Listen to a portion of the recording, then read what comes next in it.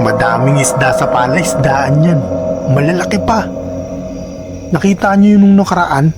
Di ba yung nagtitinda siya sa palengke? Ang lalaki ng mga hito niya. Doon galing yun, inaalagaan niya doon. At ang pagkakaalam ko, mga karne yung pinapakain niya doon sa mga hito niya. Kaya sobrang lulusog. Boss, meron akong nakita kanina doon 3. Baka pwede yun na lang ang kunin natin.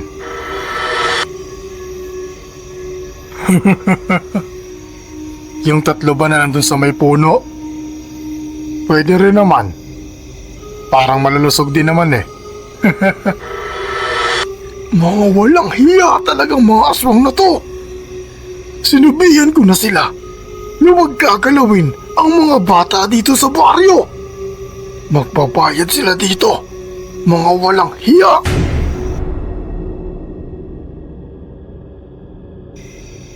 Sir Vic, itago niyo lang po ako sa pangalang Erwin. Meron lang po akong kwento na nais na ibahagi sa inyo. Patungkol po ito sa naging karanasan ng aking tatay nung kabinataan niya. Kwento ng tatay nun meron daw silang kakilala na nag-aalaga ng mga hito. Bali meron daw itong fish pond, pero maliit lang, sa likod ng kanilang bahay. Yung karanasan nila tatay dito ay hindi daw nila makakalimutan. Dahil sobrang nakakakilabot at nakakadiri daw talaga ito.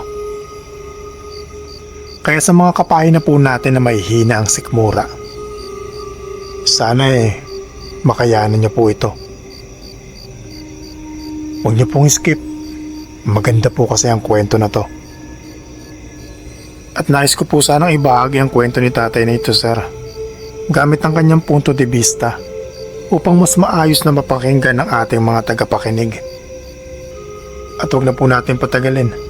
Ito na po ang kwento. Taong 1970, sa isang liblib na baryo dito sa may norte, dito kami naninirahan. Tawagin niyo na lang po ako sa pangalang Gaston. Edad 18 nang mangyari sa amin ang karanasan namin na to. Kasama ko ang aking mga kaibigan. Doon nga sa kakilala namin na nag-aalaga ng hito. Si Mang Berting ay nag-iisa na lang sa buhay. Walang asawa, wala ring mga anak. Pero sabi ng mga nakakatanda doon sa lugar namin, ay nagkaroon daw ng asawa itong si Mang Berting. Meron din daw itong 3 anak. Pero sa hindi nila malaman na dahilan, ay nawala na lang daw ito na parang mga bula. Sabi ng iba ay umuwi ng probinsya. Sabi naman ng iba, kinain ito mismo ni Mang Berting. Dahil ang matanda ay pinaghihinalaan na isang aswang. Yun ang sabi-sabi dito sa amin. Pero may ilan naman na hindi naniniwala dahil mabait itong si Mang Berting, mapagbigay, at higit sa lahat, hindi naman ito nakakatakot. Kagaya ng mga napapakinggan at napapanood natin sa TV patungkol sa mga ganitong pinaghihinalaan na bantog na aswang. Araw ng Sabado yun sa pagkakaalala ko. Nagpasya kami ng mga kaibigan ko na manghuli ng isda o mamingwit. Di kalayuan dun sa may samin. Mayroon kasing sapa dun na marami ding nahuhuli ng mga isda.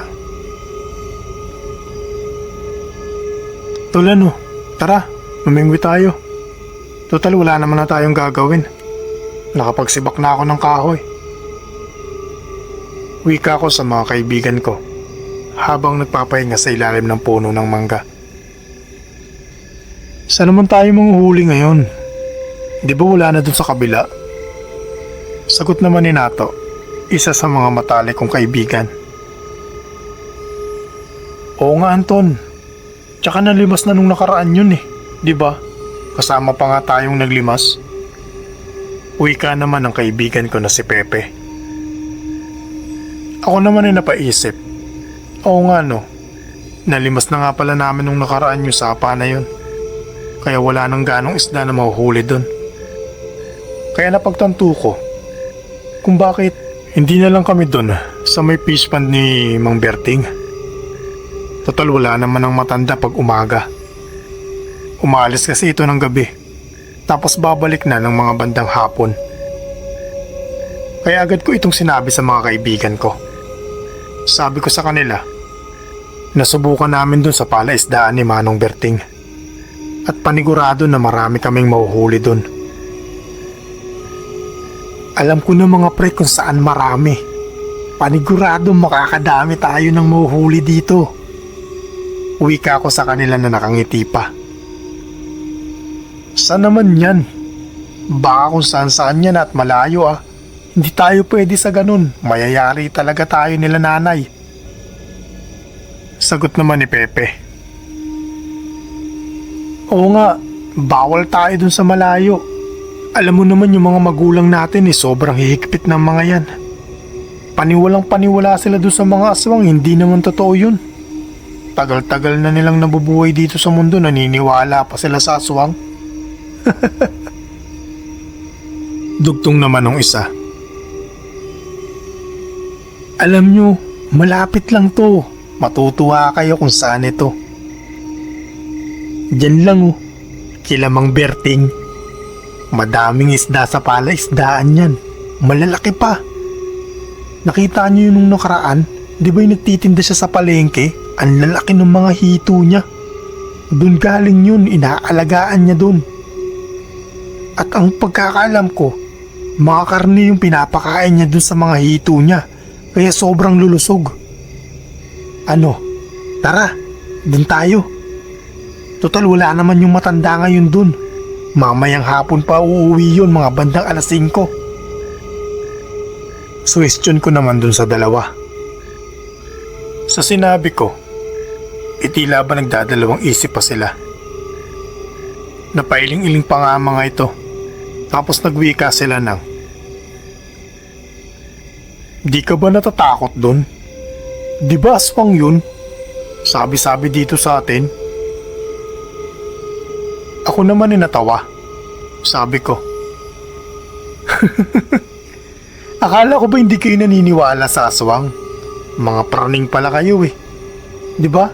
Kakasabi nyo lang na hindi naman totoo yung mga aswang na yun. Kaya huwag kayong matakot. Konti lang naman yung huhulihin natin eh. Sa mga sinabi ko, tila ba nakumbinsi ko ang mga ito. Kaya napapayag ko rin sila. Dali-dali kaming gumayak at nagtungo dun sa palaisdaan ni Manong Berting. Pagdating namin, talagang namangha kami. Kasi naglalakihan talaga yung mga hito na nagpapasag pa dun sa may palaisdaan. Tuwang-tuwa yung dalawang kasama ko. At tila ba naglalaway na sa isipin na makakakain sila ng ganun kasariwa at kalalaking mga hito. Paano ba naman sir? Yung mga hito na to sobra talagang lalaki. Ang mga ulo nito ay kakamao ng tao. Tapos ang haba ng katawan. Ang ganda pa ng balat nito. Tapos ang lulusog. Talagang mamamangha ka. Kasi ang galing mag-alaga ni Manong Berting ng hito. Agad na nga kami pumwesto. Kada lapag namin ang pamingwit namin nakakahuli agad kami ng hito. Ang bigat. Hindi nga namin kinakaya ng kami lang mag-isa. Kaya nagtutulungan pa kaming tatlo para lang hilain ito pataas. Hindi naman kasi namin pwedeng lambatin niyon. Baka mahulog kami dun Kami pa yung kainin ng hito. Sabi kasi ni Pepe, na karne daw ang kinakain naman ngayon. Kaya ganun kagaganda. Tuwang-tuwa kami sa panghuhuli ng mga hito dun. Nang makarami na kami, mga tagtatatlo yata kami nun, tumigil na kami. Kasi halos mapuno na yung sako na daladala namin na maliit. At talagang mabigat siya sir. Hindi nga namin kinakayang buhatin. Kaya nagtulong-tulong pa kami. Nagtatawanan pa kaming umalis doon sa may bahay ni Manong Berting. Sabi nung dalawa, ulitin daw namin yung pangunguha doon. Tapos magbenta daw kami dun sa mga kababaryo namin para kumita kami kahit papano. Binatukan ko naman ang mga ito. Sabi ko, bakit tayo magbebenta? Panigurado mahuhuli tayo ni Manong Berting. Kasi siya lang naman yung may mga tindang hito dito sa atin eh. At anong iisipin ng mga kababaryo natin? Di ba? Ninakaw natin ito kay Manong Berting. Di tayo pa yung napasama. Kayo talaga, mag-isip nga muna kayo. Uwi ka ako sa kanila. Nagngitian naman yung dalawa. Sabay tumangutang sa sinabi ko. Nang makalayo na kami at makarating na dun sa may tambayan namin, doon na namin nilabas yung mga hito. Ang lalaki talaga. Pinagpapalo agad ito ni Pepe sa may bandang ulo para mamatay. Tapos doon na rin namin nilinisan kasi merong irigasyon doon. Nang malinisan na namin yun, nagpabaga na rin yung kaibigan ko pa na isa. Kasi iihawi namin yun at doon namin kakainin. Hindi rin kasi namin pwedeng iuwi yun sa bahay namin kasi mahalata nila nanay. Nagaling kami dun sa bahay ni Manong Berting at tsak napapagalitan kami nun at baka ipasauli pa sa amin yung hito na yung kahit patay na. Habang iniihaw namin yung mga hito, nagkwentuhan kaming tatlo. Namamangha talaga kasi kami sa lalaki ng mga hito na yun. Kaya napag-usapan namin kung ano nga ba talaga ang ginagawa ni Manong Berting dun at kung ano ang ipinapakain niya sa mga alaga niya. Napapaisip lang ako mga pre. Kasi tingnan mo, ang lalaki ng mga hito niya. Tapos ang liit lang ng fish pan, diba? Dapat hindi lalaki ng ganyan yan eh. Maliit lang dapat yan, katamtaman lang. Oo nga eh. Tsaka ang lulusog po. Tama nga siguro yung sabi-sabi na karne yung pinapakain niya dun. Siguro mga karne ng baka, ganun, baboy. Yung mga hindi siguro nabenta sa palengke, binibili na niya para mapakinabangan pa at may pakain doon sa mga alaga niya. Pansin nyo, di ba pag umuwi siya ng hapon meron siyang mga sako na daladala doon sa kariton niya? Oo nga eh, napansin ko rin yun. Tsaka madami yung sako na daladala niya. At mukhang mga sariwa pa nga yung mga nandun kasi may mga dugo pa. Hindi kaya tao yung laman ng mga sako na yun? Sa tingin nyo? Kung ano-ano kasi yung pinapakinggan mo sa radyo tuwing gabi eh. Kaya yan yung mga iniisip mo eh. Tao ka dyan. Paano magiging tao yun eh? Hindi nga kayang pumatay nung matanda na yun, tignan mo sa itsura. Baka lang naman. Tsaka yun lang iniisip ko. Pero hindi imposible yun eh, di ba? Malay mo talaga, tao talaga yun. Tsaka usap-usapan nga di ba dito sa baryo natin na aswang yun. Isa pa, walang nakakaalam kung nasaan na yung pamilya niya, di ba? Bigla na lang nawala. Ni hindi nga daw nakita na umalis yun dito sa baryo natin. Tapos bigla na lang nawala. Ano kaya kung ganito ang gawin natin? Subaybayan natin yung mga kilos ng matanda. Ano? Mukhang magandang gawin yun. Total wala naman tayong ginagawa eh. Suwestyon ko pa sa mga kaibigan ko. Nagdadalawang isip naman ng mga ito na tila ba hindi desidido sa mga sinabi ko. Pero wala silang magagawa kasi akong masusunod sa amin. Alam ko kasi lahat ng mga kalokohan ng mga to. Kaya sasama sila at sasama sa ayaw at gusto nila. Napapayag ko naman ang mga kaibigan ko at sinabi nila na ganun na nga lang daw ang gagawin namin para malaman namin kung ano talaga ang sekreto ng matanda. Na-curious lang talaga ako, sir. Kasi nga ang gaganda ng mga hito nito. Tapos nasa maliit lang na palaisdaan. Talagang kaduda-duda. Pero isinantabi na lang muna namin yun. Dahil naluto na yung inaantay naming inihaw na hito. Napakabango. Buti na lang at handa kami. Kasi meron kaming sili, toyo na merong kalamansi. Sobrang sarap talagang magmukbang sa gitna ng kabukiran. Sariwang hangin ang malalanghap mo. Tapos malalanghap mo pa yung amoy ng inihaw na hito. Kumain na kami. Tapos napaisip ako, di ba nga ang mga aswang ay may kakayahang hipnotismo? Yung bang papalitan nila yung itsura ng pagkain? Pero ang totoong itsura pala nito, karne ng parte ng katawan ng tao. Tas ang pangontra lang dito ay ang kalamansi. Saktong-sakto ka ako, sabi ko sa isipan ko. Kasi meron kaming kalamansi. Kung kaya't dali-dali akong naghiwa nito. Pinigaan ko yung hito na nasa harapan ko. Inintay ko ng ilang segundo. Pero wala namang nagbago. Napaisip pa ako nun. Sabi ko hindi siguro talaga aswang si Manong Berting.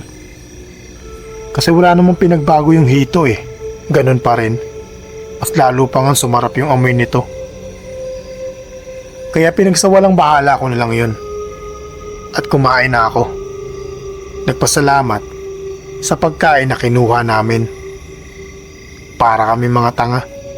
Nagpapasalamat kami sa Panginoon. Pero ninakaw naman namin yung kinakain namin. Kaya yun na nga, Sir Vic. Sobrang busog na busog kami nun. Ang sarap talaga ng hito ni Manong Berting.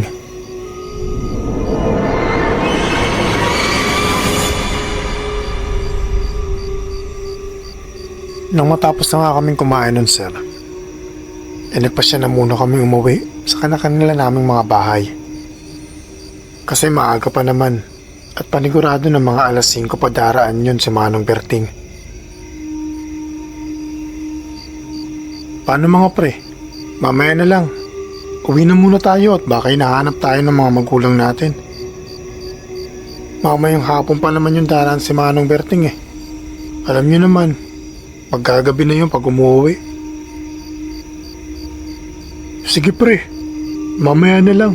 Inaantok na rin ako Naparami talaga yung kinain ko. Napakatakaw mo naman kasi. Biruin mo, naubos mo yung 3 na yun, kalalaki nun Napakasarap naman kasi Napakalinamnam. Kahit hindi ka na magkanin masusulit mo talaga. O paano? Mamaya na lang Dito ulit tayo magkita-kita.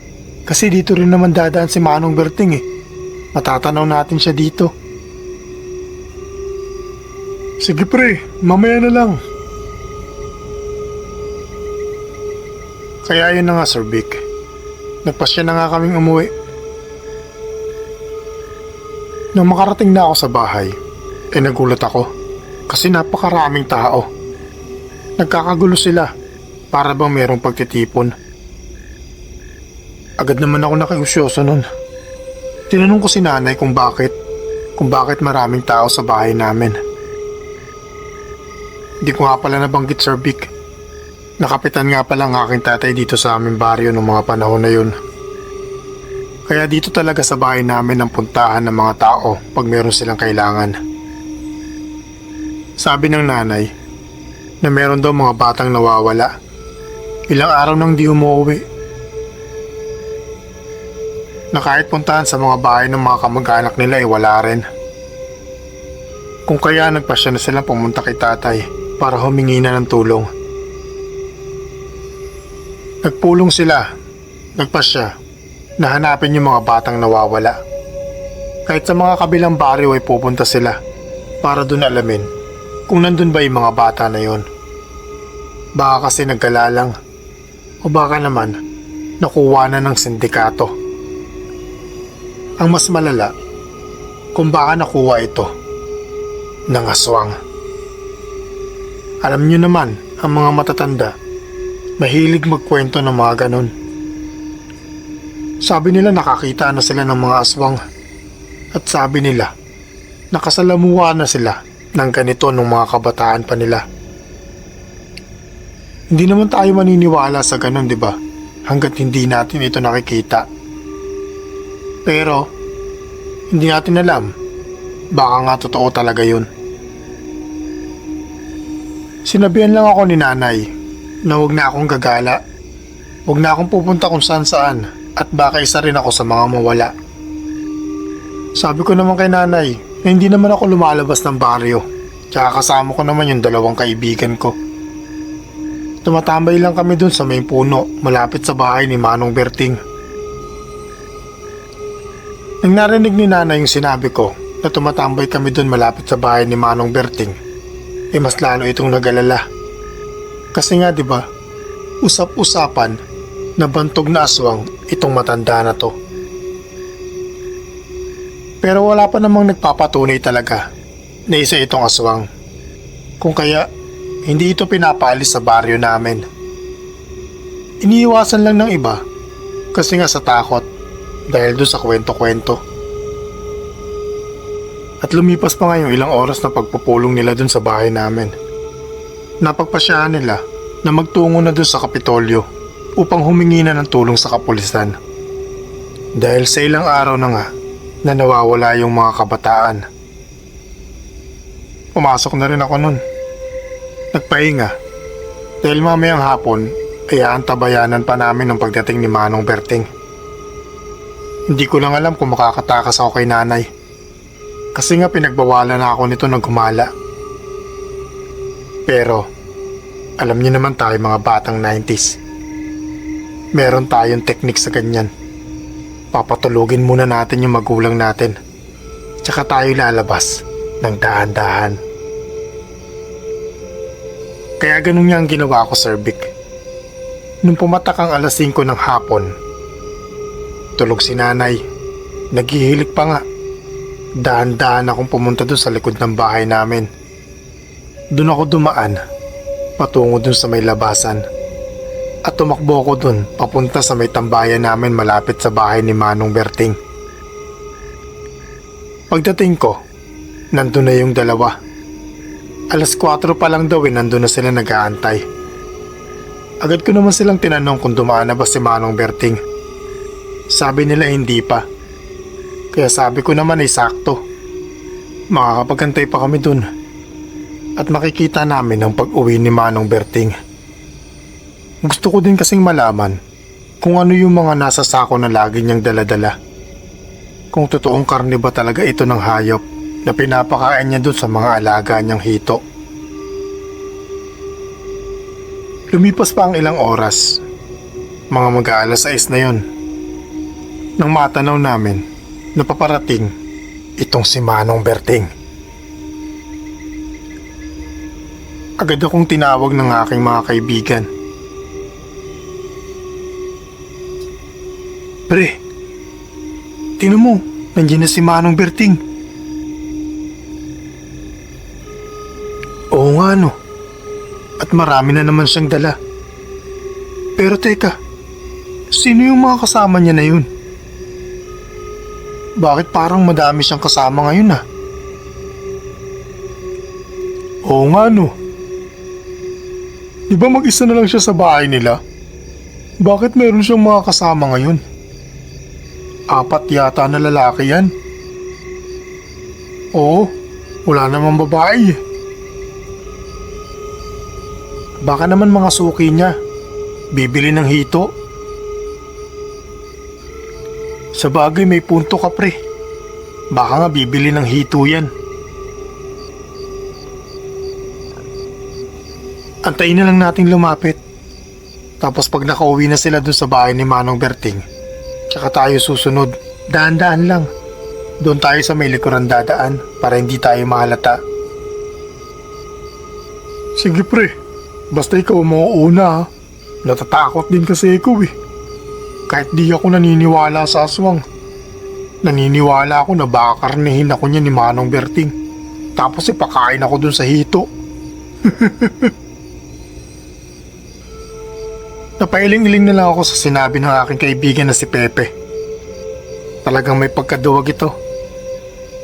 Pero maaasahan mo ito sa mga bagay-bagay na hindi mo kayang gawin.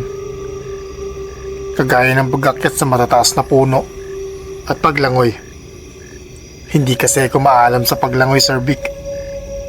Kung kaya, bihira lang ako sumama sa kanila pag maliligo sa may sapa o sa ilog. Sasama ako, pero manonood lang. Tatanawin ko lang sila mula dun sa kinauupuan ko sa may puno. Kaya yun na nga, Sir Vic. Inantay namin na makadaan sila Manong Berting. Meron siyang kasama, 4 na lalaki. Nagkwekwentuhan pa nga sila habang naglalakad. Meron silang kalabaw na daladala. May hila-hila itong kariton na naglalaman ng mga sako. Nasa tansya ko, dito nakalagay yung mga pagkain ng hito ni Manong Berting. Pagkadaan sa amin ng mga lalaki na yon, napatingin pa sila sa amin. Ngumiti na para bang kakaiba. Ewan ko lang kung napansin yun ng mga kasama ko. Pero ako, kinilabutan talaga ako, sir. Kasi tila ba, nag-iba yung hugis ng mga mata nila. Parang nag-anyo itong mata ng pusa. Parang ganun. Kinusot-kusot ko pa nga yung mga mata ko eh. Pero nung pagdilat ko muli, normal na sila. At nakatingin na uli kay Manong Berting habang nagkwekwentuhan. Nang makapasok na sila sa bahay ni Manong Berting, nag-antay pa kami ng ilang minuto bago kami sumunod para sigurado na nagpapahinga na sila dun sa may loob. Nang makaisang minuto na, nagpasya na kaming sumunod. Dahan-dahan kaming naglakad banda dun sa may likuran, sa may madamong parte ng bahay ni Manong Berting, upang hindi kami makita at mahalata ng mga ito. Nung makarating kami, nakita namin sila na nagkukwentuhan pa rin. Nagtatawanan pa nga habang umiinom ng kape.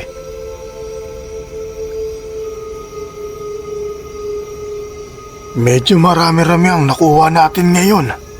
Panigurado na lulusog talaga ang mga alaga ko nito. Kaya nga, Manong Berting, kaya mo, tutulungan ka pa namin. Maghahanap pa kami ng marami. Basta yung kasunduan natin wag na wag mong kakalimutan. Oo naman.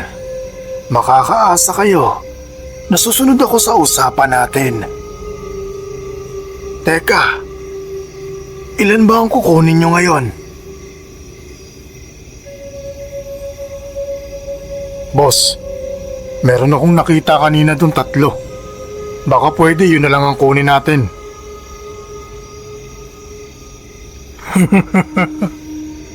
Yung 3 ba na nandun sa may puno? Pwede rin naman. Parang malulusog din naman eh. Sa narinig namin na yun, tila ba kinalibutan talaga ako. Parang kami yata yung tinuturo nila. Tinutukoy nila. Kami ba yung kukunin nila? Tanong ko pa sa isipan ko. Napansin ko naman yung 2 kasamaan ko na tila ba pinagpapawisan na sa sobrang takot. Kinilabit pa ako ng mga to at tinanong kung kami daw ba ang tinutukoy ng mga lalaki na yun. Tumangutango ako at sinabi na baka kami nga, kasi kami lang naman yung nandun sa may puno na nakita nila kanina. At wala nang iba pa. Pero nagsalita muli si Manong Berting. Wika nito na. Huwag niyong gagalawin yung mga bata na yon. Hindi natin sila talo. Taga dito yun sa baryo namin eh. Hahanapin yun dito. At isa pa, anak ng kapitan dito yung isa doon. Panigurado pag-iinitan ako ng mga yon. Kaya iba na lang, wag na sila. Ganun ho ba? Sige, Kukuha na lang muna kami ng mga hito ngayon. Kahit mga kalahating sako lang para meron kaming pangkain. Sige, ipaghahanda ko kayo. Sandali lang. Dali-dali nang tumayo si Manong Berting. Kumuha ng sako at lambat para manghuli ng mga hito na ibibigay niya dun sa mga lalaki.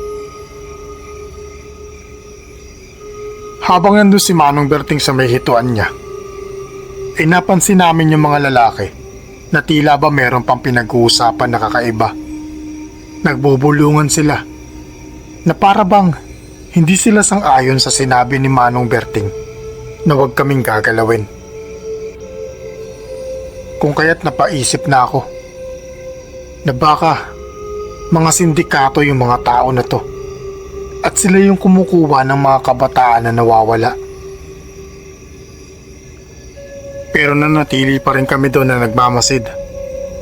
Hinihintay kasi namin nun, sir, kung ano talaga yung nasa sako na sinasabi nilang pagkain ng hito ni Manong Berting.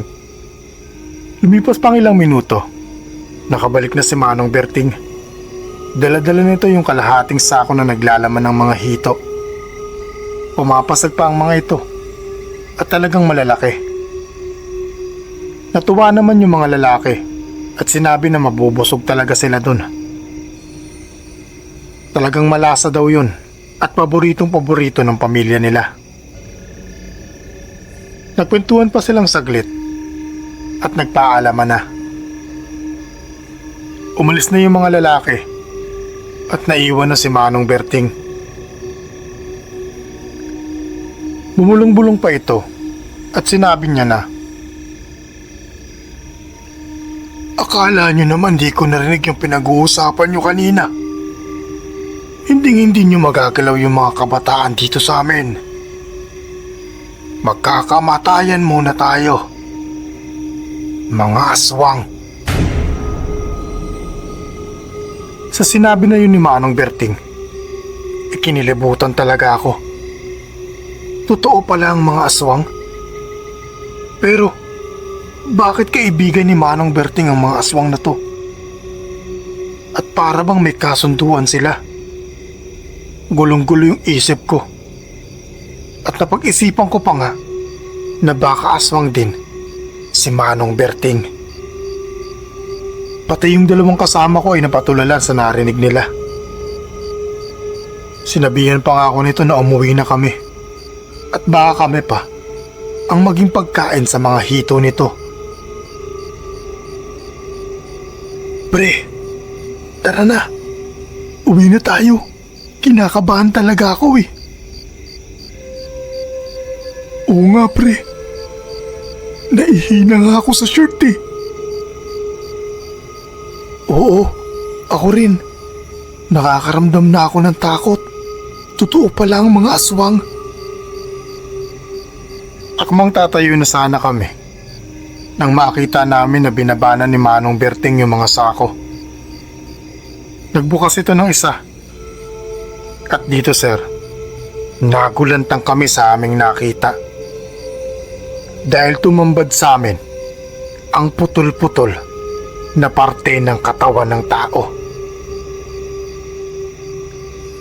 Mga braso, binti, at mga ulo. Ang iba dito ay naaagnas na. Nasa pakiwari namin ay galing ito sa sementeryo o sa morgue. Kasi parang mga matagal ng patay ito. Nahintakutan talaga ako sa nakita ko na yung Sir Vic. Hindi ako halos makagalaw sa kinauupuan namin nun. Yung dalawang kaibigan ko nga ay nakayuko na lang at pinipigilan nila na masuka. Kinuha ni Manong Berting ang mga parte nito na para bang hindi ito nandidiri. Kumuha ng malaking itak tsaka tinadtad na para bang pambulalo. Nilagay niya ito sa isang basket. Nakakadiri at nakakasulasok ang amoy na yun, Sir Vic. Para bang nakaamoy ka ng patay na hayop sa gitna ng kabukiran. Yung para bang inuud na, ganon. Pagkatapos itong pagpirapirasuhin yung mga parte ng katawan ng tao, ay dumiretso na ito dun sa may fish pond niya. At dun, inihagis niya isa-isa yung mga karne na tinadtad niya. Nagkagulo yung mga alaga nitong hito na para bang mga hayok na hayok sa pagkain. Para silang mga pirana na nagkagulo. Kaya pala masarap at malinamnam yung hito ni Manong Berting. Dahil tao pala ang ipinapakain niya dito. Halos masuka na talaga ako sa mga nalaman ko at nakita. Pero pinipigilan ko lang at baka makita pa kami ni Manong Berting. Panigurado na hindi na kami makakauwi sa kanya-kanya naming mga bahay. Sinabihan ko rin yung mga kaibigan ko na tiisin nila. At pagpasok ni Manong Berting sa kanyang kwarto, tsaka na kami aalis. Habang nandun pa rin kami at nagtatago, narinig pa namin na nagsalita itong si Manong Berting. Wika nito na, mapapakinabangan ko talaga yung mga aswang na yun. Bukod sa nadadalhan nila ako ng mga pagkain ng aking mga alaga, natutulungan din nila akong kumita. Maganda talaga pag meron kang kaibigan ng mga aswang. Matutulungan ka nila sa lahat. Pero wag na wag mong tratraidorin ang mga aswang. Kasi mas traitor pa ito sa'yo. Wika ng matanda habang hawak-hawak nito ang ulo na tila ba kinakausap niya. Kinikilabutan na talaga ako ng mga oras na yun, Sir Vic. Hindi ako makapaniwala na totoo pala ang sinasabi sa amin nila inay na aswang itong si Manong Berting. Kasi di ba, di ka naman makikipagkaibigan sa mga aswang kung hindi ka rin isang aswang. Natutup ko na lang ang aking bibig nang may hindi inaasahan ako na makita. Paano ba naman, Sir Vic? Biglang kinagat ni Manong Berting ang muka ng ulo na kanyang hawak-hawak. Tinapyas niya ang mukha nito. Tsaka nginuya-nguya na para bang sarap na sarap. Papikit-pikit pa ito habang ninunguya yung balat na nakuha niya dito. Pagkatapos, nilunok ng dahan-dahan. Sarap na sarap yung matanda sa kanyang kinakain. Habang kami naman ay diring-diri na nakatingin sa kanya. Kasi mayroon pang mga uod na lumalaglag dun sa may ulo na yun. Para bang matagal na itong nakalibing at papunta na sa pagkaagnas nito.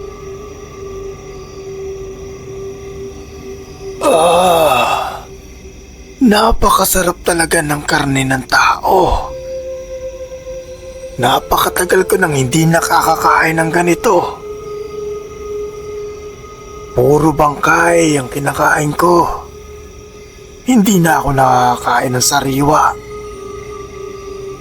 Pero okay din. At least, nakakakain ako ng karne nang galing sa tao. Inilapag ni Manong Berting yung ulo na kanyang nilalantakan sa may lamesa. Pagkatapos nagtungo pa dun sa mga sako na nakatali. Isa-isa niyang binuksan ito. At isa-isa ding naglabasan ang iba't ibang parte ng katawan ng tao. Nasa 7 sako yun sa pagkakaalala ko. Nang maibaba na ni Manong Berting yung mga sako at natanggalan na rin ang tali, natumba ang mga ito. At gulat na gulat ako, Sir Vic. Dahil Yung lumabas sa sako na yon ay yung mga batang nawawala sa aming lugar. Hindi pa naman sila tinadtad. Buong buo pa sila. Pero, mga wala ng buhay. Dilat pa ang mga mata nito nang tumumba at lumabas dun sa may sako. Wakwak ang tiyan at wala nang mga laman loob. Pati ang mga dila nito ay wala na rin. Nakanganga. May iba pa nga. Yung mata ay wala na. Pare, di ba si Tonyang yun? Si Lita? At si Lando? Kaya pala sila nawawala at di na nakita, pare.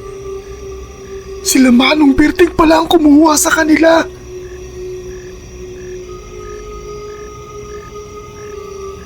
Sininyasan ko ang aking kaibigan na tumahimik at baka marinig kami ni Manong Berting.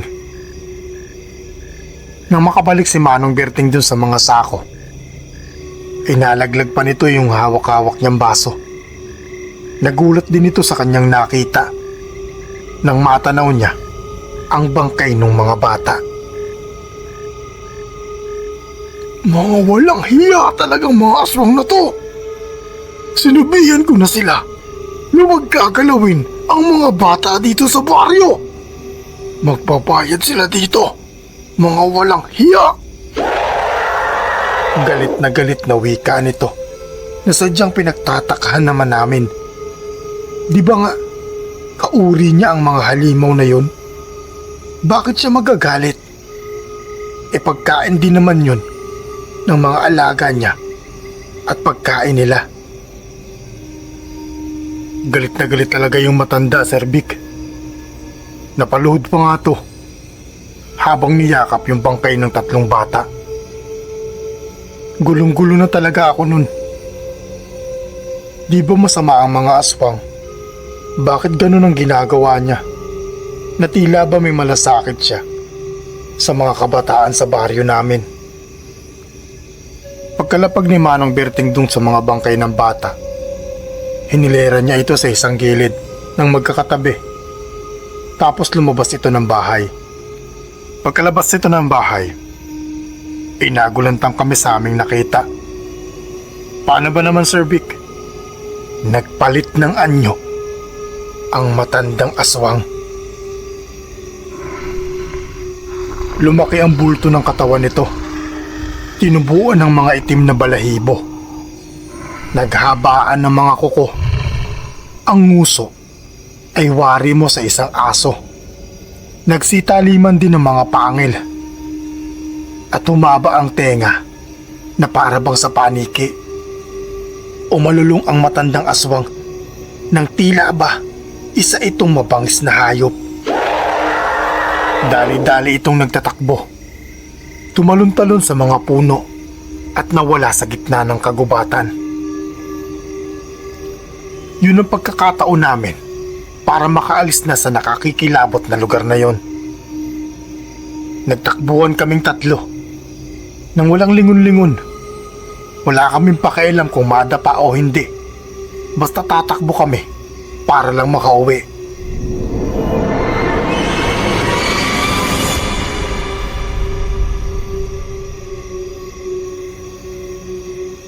Tay! Tay! Totoo pala! Aswang si Manong Berting! Sigaw ko sa tatay pagkarating ko sa bahay. Gulat naman itong napatingin sa akin at sinabihan ako nito na kumalma at huwag sumigaw. Ano bang sinasabi mo, nak? Totoo ba yan? Nakita mo? Opo, tay. Kasama ko po yung mga kaibigan ko. Nandiyan po sila sa labas. Hindi ko po muna sila pinauwi sa kanila para dumiretso na at magsumbong dito sa inyo. Sige, nak, papasukin mo na muna sila. Pag-uusapan natin yan dito. Agad kong tinawag yung mga kaibigan ko. Pumasok kami sa loob at kinausap kami nila tatay. Ipinaliwanag sa amin ni tatay ang totoong pagkatao ni Manong Berting. Sabi ng tatay, totoong aswang si Manong Berting at alam nila yon. Alam nila ng nanay dahil si Manong Berting po ay kaibigan ng aming lolo. Matalik na kaibigan to ng aking lolo. Kung kaya't hindi ito pinapaalis nila tatay. Isa pa, walang sinasaktan si Manong Berting sa baryo namin. Bagkus siya pa nga ang pumuprotekta dito para hindi kami gambalain ng ibang mga aswang na kauri niya. May kasunduan ng lolo at si Manong Berting. Nababantayan ni Manong Berting ang aming baryo kapalit ng pagpapatuloy dito at hindi siya papaalisin at poprotektahan na din. Alam din ng tatay na kay Manong Berting dinadala yung mga bangkay sa morgue na hindi na kinukuha ng mga kamag-anak. Yung mga iniiwan doon ng matagal na walang nagkiklaim. Ayun siguro yung nakita namin ng mga agnes na nabangkay. Pero sa sinabi namin na nandun yung bangkay ng mga batang nawawala, doon ang laki ang mata ng tatay. Hindi siya makapaniwala na magagawa yun ni Manong Berting. Pero sinabi namin sa tatay na merong kasama si Manong Berting nung dinala yung mga sako na yun na naglalaman nga ng mga bata. Napatango-tango ang tatay at sinabihan kami nito na tumahimik na muna at sila na lang bahala na kumausap doon kay Manong Berting kinabukasan. Sinabihan ko ang tatay na bakit kinabukasan pa. Di ba dapat ngayon na namin puntahan o nila puntahan kasi gabi. Ganon naman yung nakikita natin sa TV, di ba? Gabi sila sumusugod tapos meron silang mga dalang sulo. Tumawa naman yung tatay. Sabi nito na kung ano-ano kasi pinapanood nyo, nak. Hindi totoo yung mga yon. Sino ba naman yung pupunta sa bahay ng aswang na gabi? Walang ganun. Sa pelikula lang nangyayari yun. Ang pagpunta sa bahay ng aswang, umaga. Kasi dun sila mahina. Pero teka tay, di ba po wala naman si Manong Berting sa kanila pag umaga? Umaalis to, di ba? Tapos gabi na uuwi o mga dapit hapon. Nandun siya, nak. Naglalagi lang siya dun sa loob ng bahay niya. Hindi yan umaalis kasi nga mahina sila pag umaga. Pagkagabi naman, dun lang sila lumalakas. Mga bandang alas 5 o alas 6. Dun sila lumalakas talaga ng tuluyan. Sa sinabing yun ni tatay, nagtinginan kaming magkakaibigan. Nagtagpo-tagpo ang iniisip namin. Iniisip ko kasi na kung hindi umaalis ni Manong Berting sa umaga, nakita niya kami na kumukuha ng hito dun sa palaisdaan niya. Kinindatan ako nung dalawa at ako naman ay tumango sa kanila. Inihatid ni tatay yung dalawa kong kaibigan sa mga bahay nila at sinabihan na wag nang magsabi sa mga magulang nito at siya nang bahala. Sumang-ayon naman yung mga kaibigan ko. Dahil sa may tiwala naman sila sa tatay kasi nga kapitan nito dun sa amin. Ako naman, kinausap nila nanay. Pinapakalma dahil nanginginig talaga ako ng mga oras na yun. At di nga nagtagal, Sir Vic, nilagnat ako. Sobrang taas ng lagnat ko nung gabi na yun dahil siguro sa sobrang takot. Sa takot sa mga nasaksihan ko. Ganon din daw yung dalawa kong kaibigan. Nilagnat din sila nung gabi na yun. Alalang-alala nga yung mga magulang nila nung nagpunta dun sa bahay namin. Sinabi na lang ng tatay na naligo lang kami dun sa may sapa, kaya siguro nilagnat kami. Bago ako makatulog nun sinabi ko pa kay tatay na nakita namin na umalis si Manong Berting. Nung nalaman niya ang ginawa ng mga aswang na nagdala sa kanya nung pagkain ng hito. Nagalala ang tatay base sa itsura nito Alam siguro nito na susugurin ni Manong Berting yung mga aswang na kasama niya kanina. Sinabihan na ako nito na matulog at bukas ikukwento niya sa akin ang lahat. Hindi ako agad nakatulog nun dahil iniisip ko pa rin yung mga nakita ko. Pero hindi rin nagtagal, nakatulog din ako. Nagising na lang ako mga bandang tanghali yun, sa iyakan na naririnig ko sa labas ng bahay namin. Papungay-pungay pa ako na naglalakad nun habang tinatawag ko si nanay.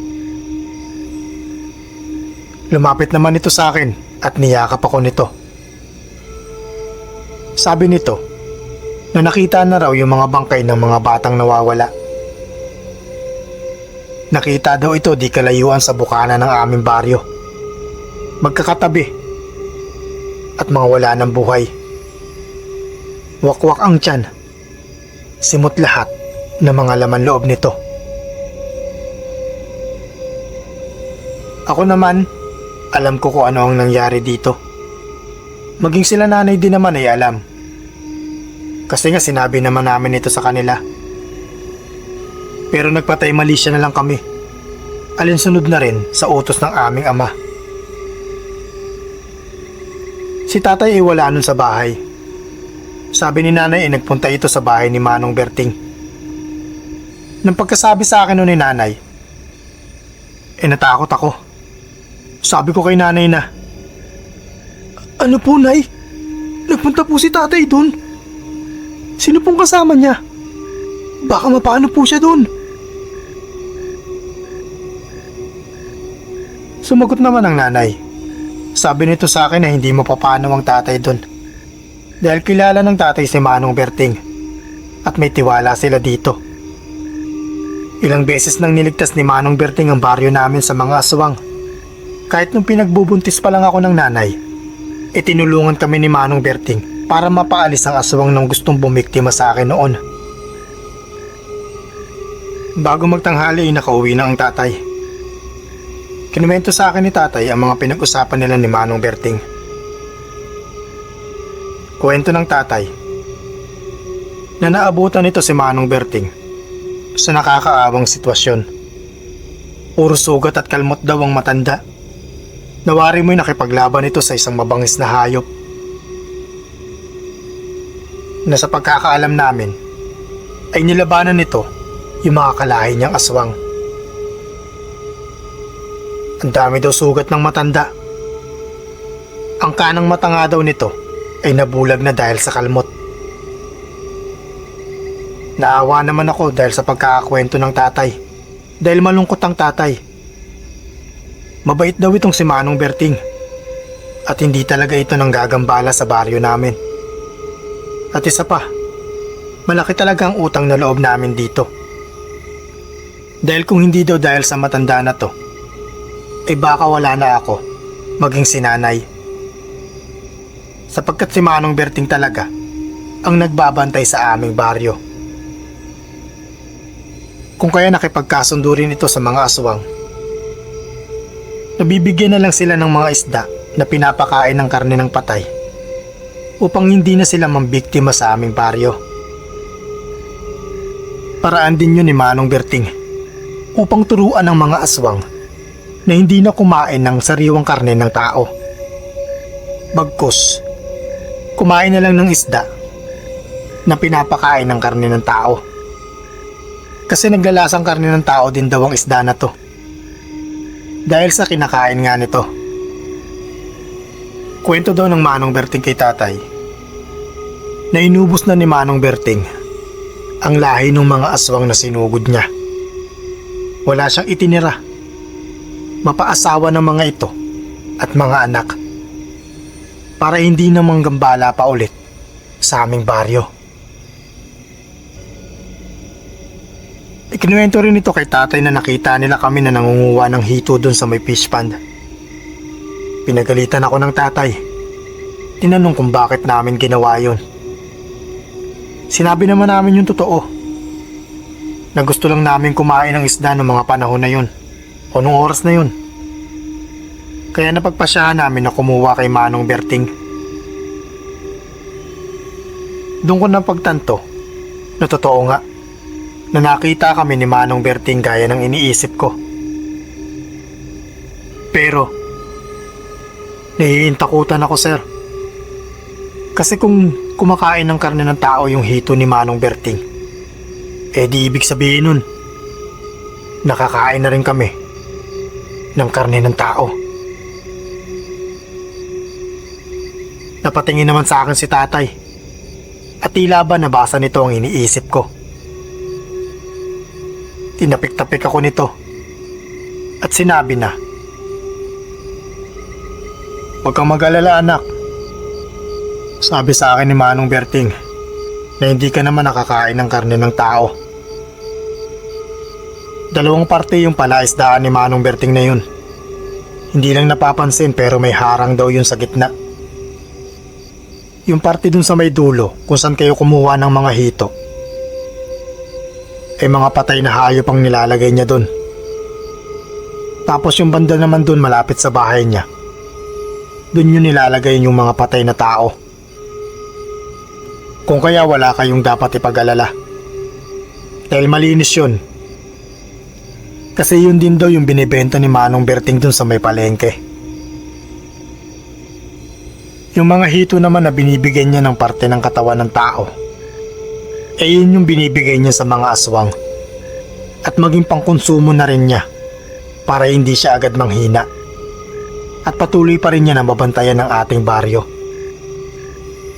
Malaki ang utang na loob natin sa matanda na yun. Kung hindi dahil sa kanya, baka naubos na tayong lahat dito. Tignan mo, nakipagpatayan pa talaga siya para lang mailigtas tayo at maipagiganti yung mga batang namatay. Sa sinabing yun ni tatay, nakaramdam ako ng awa kay Manong Berting.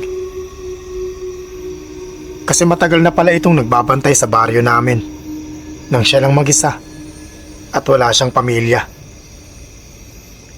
Natanong ko rin kay tatay kung nasaan ang pamilya ni Manong Berting. Di ba matagal na itong nawawala?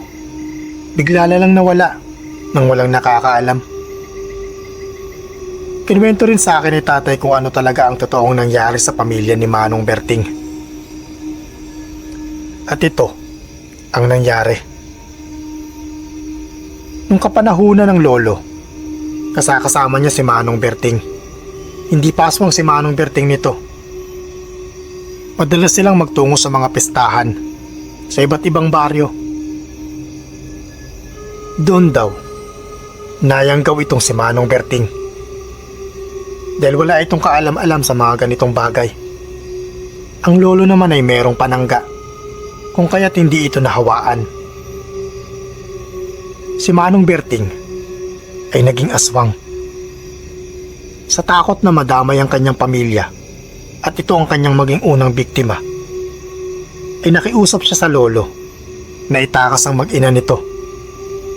Dalhin sa malayo upang hindi ito mapahamak. Ngunit nakiusap daw ang asawa ni Manong Berting na imbis na sa malayo ito dalhin, ay doon nilang itago sa baryo nila lolo. Dito nga sa baryo namin. Naawa naman ang lolo kung kaya't sinunod niya ang pakiusap ng asawa ni Manong Berting. Itinago niya yung mag-ina ni Manong Berting. Habang si Manong Berting naman ay naiwan sa gitna ng kabukiran. Doon pa rin sa may kubo nito kung saan siya nakatira. At napag-alaman ko na ang mag-ina ni Manong Berting ay ang aking lola at ang aking ama mismo. Si tatay, ang anak ni Manong Berting. At lolo ko, si Manong Berting. Gulat na gulat ako sa mga nalaman ko. Maging ang tatay rin daw ay nagulat nung sinabi yun sa kanya ng aking lolo. Nung nalaman daw ng tatay yun dali-dali siyang nagtungo dun sa bahay ni Manong Berting. Nagkaiyakan pa nga daw yung dalawa dahil sa muli nilang pagkikita. Ng mga panahon daw na yon, kontrolado na ni Manong Berting ang kanyang pagiging aswang. Nakakain na rin ito ng sariwang karne ng tao. Pero hindi ito hayok na hayok sa karne ng tao. Dahil kinokontrol niya talaga ito upang hindi siya makapaminsala sa mga taga-baryo. Dahil sa mga nalaman ko, pinagulangtang talaga ako, Sir Vic. Kaya pala todo ang proteksyon ni Manong Berting sa aming baryo. Dahil may pinapahalagahan pala siya dito. Bukod dun sa pangako niya sa aming lolo na kanyang matalik na kaibigan, kami mismo ni tatay, maging si nanay, bilang kanyang mga kadugo. Sinabihan ko si tatay na samahan ako kay Manong Berting o kay Lolo Berting dahil gusto kong mayakap ito at makilala ito bilang aking lolo. Tumugon naman ang tatay at niyakap ako nito.